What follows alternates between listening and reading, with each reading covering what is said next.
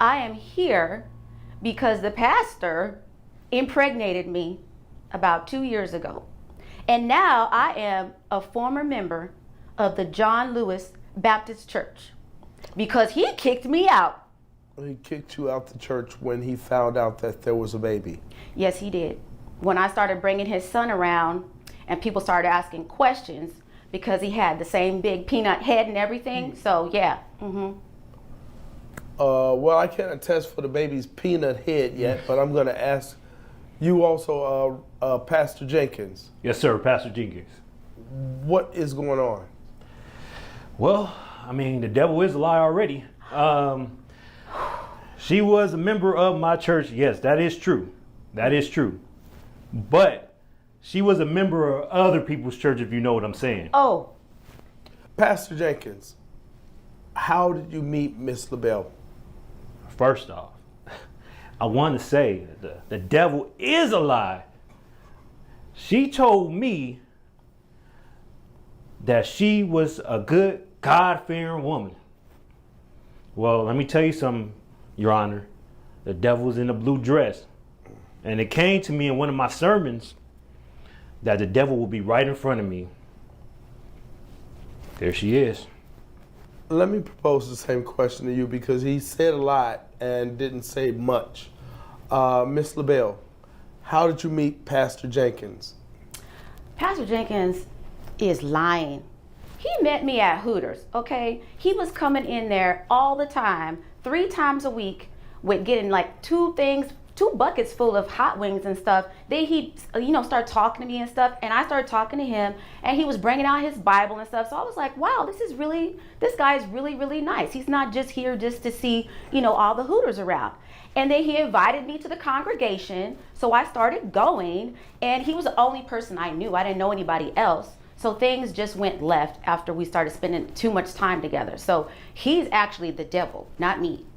So I came to the church, and I got familiar with everybody, especially, the pastor. And then he started, because I didn't know anything about the scripture. So he started inviting me to come over to his place so we could go through the Bible together. And everything was just kosher. Everything was fine. We were going, we started at Genesis. And then all of a sudden it was like we was in Revelation because it was like clothes coming off and just all kinds of stuff. He started playing crazy kind of music like, like R. Kelly kind of stuff.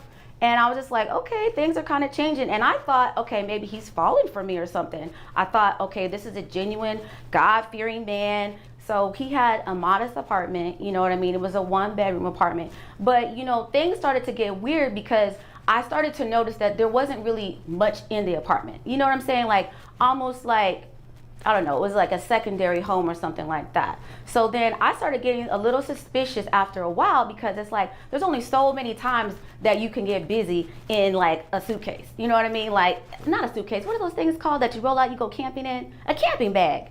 It's not comfortable. So I started to ask more questions and stuff like that because I was going to the church. I was seeing all the money like going around and everything like that. And there was days that he had this briefcase and I would see like, $100 bills and money kind of out of it, but I never asked anything because, it wasn't my place or anything like that.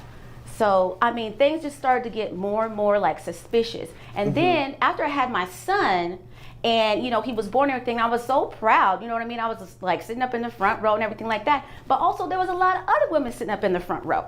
And that's when I really got suspicious. Like, what is really going on here? Okay. First of all, R. Kelly isn't weird music. I want to put that out there. Pastor Jenkins, tell me, what was the nature of you and Miss LaBelle's relationship? Ooh-wee. Well, let's open our book to 12 play, where I felt that she had demonic spirits coming out of her. So you are a exorcist? What? No. I had to give her extra healing and praying. Extra healing and praying, and that's how the baby came along? Well, in the 4 walls of my home, those demons took over me and got in my drawers. And things happened. He pulled down his drawers. I see. So No. The devil is a lie. The devil is a lie, sir. You are saying that you and Miss LaBelle did sleep together? I was in the state of trying to fight her demons, and I can't say that we did or we didn't. So the demons made you have sex with Miss LaBelle? I can't say that. I was in an altered state. You were in an altered state like you're on drugs. The demons was taking over me. So the demons caused the altered state. I had to put my holy oil. Yes or no, the demons caused the altered state?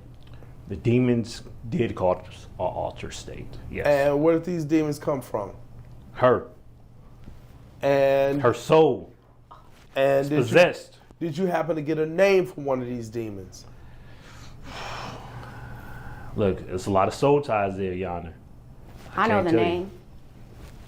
And what will be the name, Miss LaBelle? His penis. That's the name. His penis. The his, serpent was his penis. His penis is the demon. Yes. I see. Between the two of you, wow, this is the first I've ever. I had a pastor lie to the entire courtroom and to the bench about not having sex with a woman, and it turns out that he did. But you're saying you did. It's just that you weren't in your right mind. It was I don't want to say imaginary because it's real to you, but you had a demon force you or take over your mind in order to have sex that created this child. I can't confirm or deny that, Your Honor. You cannot confirm or deny that, but you brought that up, so that's what I'm going with. Ms. LaBelle? Yes, sir. How has this affected your life Oh. and your child? Well, first off, getting kicked out of the congregation. Now that was pretty tragic for me because, I mean, I really enjoyed going. You know, his sermons were great. And then it's just like my son. I mean, he looks just like his father. And that's the thing that's really embarrassing. And then my son, he's only 2 years old, but he walks around the house trying to preach to me. And it's just really disturbing that his own father won't even own him. You know what I mean? It's been horrible. And then all the other ladies in the congregation constantly making fun of me because, you know, I do kind of wait outside of the church sometimes, and, you know, I try to wait and see if he's gonna come out. So then, you know, I always, you know, pick my son up and then I just start shaking him in front of him like, look at your son, this is your baby. And he just walks past every time. And so it's really humiliating, you know. Let me get this right. I want to make sure I'm reading this correctly. Yes. You stalk Pastor Jenkins and you shake your baby to get his attention? You know, when you say stalking, I don't think that's fair. It's not stalking if, you know, he puts, you know, the congregation hours, you know, on the internet and everybody knows when he's going to be doing a sermon. It's not stalking because it wasn't like I just kind of like was trying to find it, you know, like on my own, doing my own research. It's just everybody knows he's going to be there. So then, but then when my son's there, because he keeps ignoring, I have to put my son in his face like, this is your son. This is your son. I see. Pastor Jenkins, would you like to add to that? Well, around Normandy and Weston, you got a woman like this that see the nice car, the nice church. He got a Pinto. Look, I got a Cadillac, okay? It is not It's a a Cadillac. nice Cadillac. It's classic. It don't even got back seats. We're not gonna talk about that.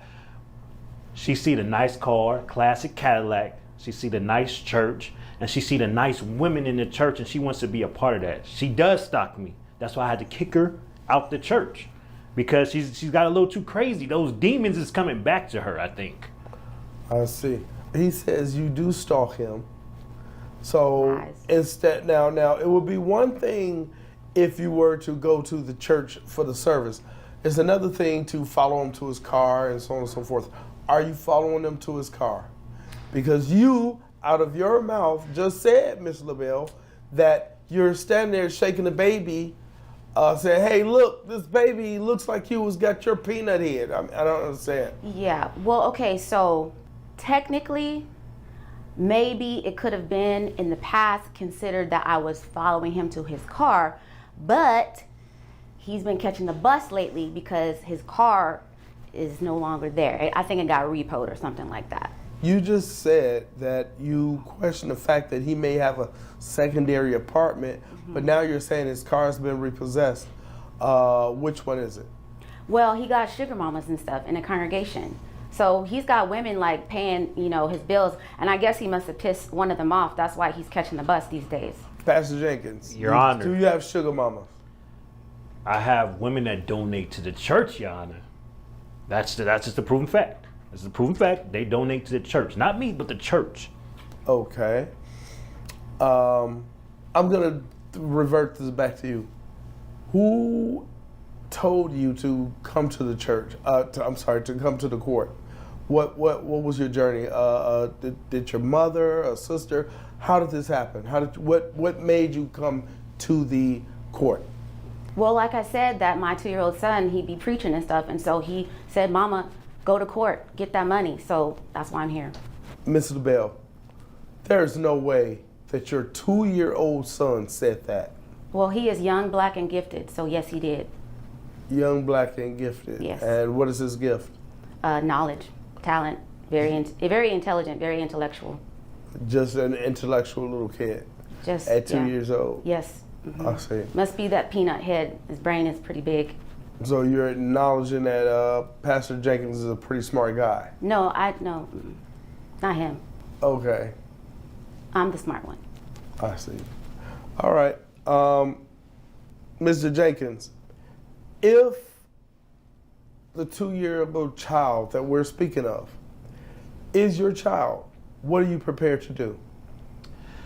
Well, obviously she already lied to you. She's been lying this whole time. We're going to find that out. We're going to find that out in a minute. Okay, so what are you prepared to do? I'm prepared to take that child to Vacation Bible School. Because he's going to need a lot of healing. A lot. Okay, so he's going to need some. What I meant was, I'm saying in terms of financial, fiduciary. Well, Your Honor, the world is my kids. The world is my family. So everybody's my kid. Everybody's my family. Pastor Jenkins, you're talking in what I like to call riddles and circles at the same time. Okay. I asked you a question, what are you going to do with the kid? And you said Vacation Bible School. Then I asked you, what are you going to do financially for your child, if it's your child? And you said, I don't know what you said. You just said words. So let me ask you again, what are you prepared to do if the 2-year-old child is your child? The Lord works in mysterious ways. But this court doesn't. Look, the Lord supersedes the court. And so does his penis. Ms. LaBelle, what are you prepared to do if he is not the father? If he's not the father, then I'm prepared to remove the tattoo of his name off my buttocks. Just the tattoo? Yes. Okay, anything about the child? No. I might change his name. What is his name? Well, right now his name is Sinner Son. Okay. And you may change his name to something that's not reflected by the pastor? Yes. I see. And what if he is the child? What do you mean? What if Pastor Jenkins is the father? Well, he better pay up. I see. I have the diagnostic test right here, right now. These are 99.99999% accurate. Mr. Jenkins, when it comes to the 2-year-old child, you are the father. Oh, I told you. God works in mysterious ways. All right. Sorry. With all the celebrating and backwards flips and everything. Now that you understand that this child is your child, what are you prepared to do now? You know what? And I don't want to hear about the Lord works in mysterious ways. Your Honor. I don't want to hear about going to Sunday school. All right, Pastor Jenkins, in relationship to Miss LaBelle, what are you prepared to do? I'm prepared to take care of the child, Your child. my child. I just want to say I'm sorry. Thank you. I tried to tell you. I tried to tell you. All right, this court is adjourned. I wish you both the best, and I wish the best for the child.